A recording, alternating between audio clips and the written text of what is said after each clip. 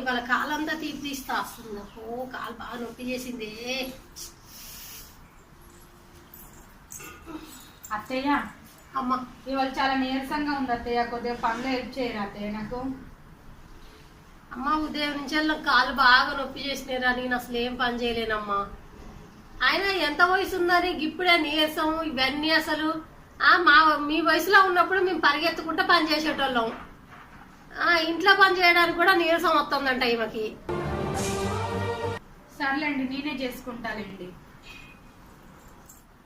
నెలకోసారి జ్వరం ఏం వయసు ఉందని అన్ని ఇది నొత్తది అది నొత్తది, ఎప్పటికీ జ్వరం అంటది.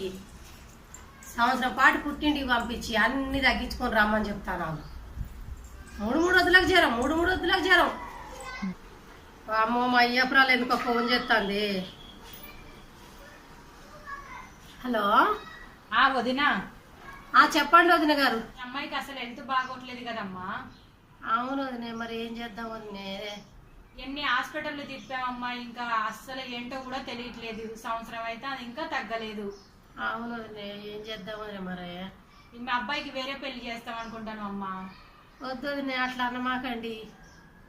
2 పిల్లల్ని చూసుకోవాలి, దానికి సేవ చేయాలి కదమ్మ వాడు.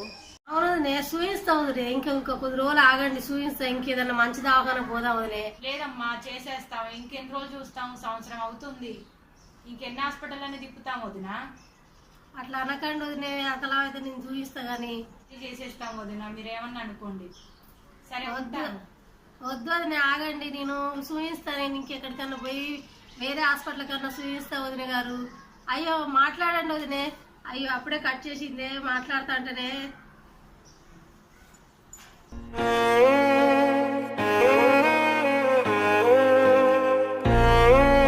నా కోడలి పట్ల నేను చాలా తప్పుగా ఆలోచించాను. అదే నా కూతురు కాడికి వచ్చే వరకే తల్లిగా నా బాధ తెలుస్తుంది.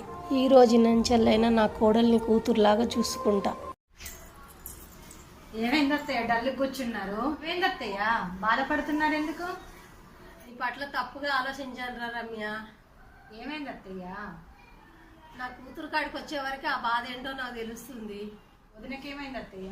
సంవత్సరం నుంచి బాగోట్లేదు కదా వదినకి. పెద్దమ్మ ఇంకో పెళ్లి చేస్తారని చెప్పింది. బాధపడకలేండి అత్తయ్య, వదిన మన ఇంటికి తీసుకొచ్చి మంచి హాస్పిటల్లో చూపిద్దాంలేండి అత్తయ్య. పెద్దమ్మ అన్నంత మాత్రాన అన్ని కలవవు కదా అత్తయ్య. అన్నయ్య చాలా మంచివాడు, ఆలోచిస్తాడు, చదువుకున్నాడు కదా. బాధపడమాకండి, మీ అబ్బాయిని నేను వెళ్ళి తీసుకొస్తాను లేండి. నన్ను క్షమించు రమ్య, నీ పట్ల తప్పుగా. లేదత్తయ్య, పెద్దవాళ్ళుగా అత్తయ్య అలా అనకూడదు అత్తయ్య.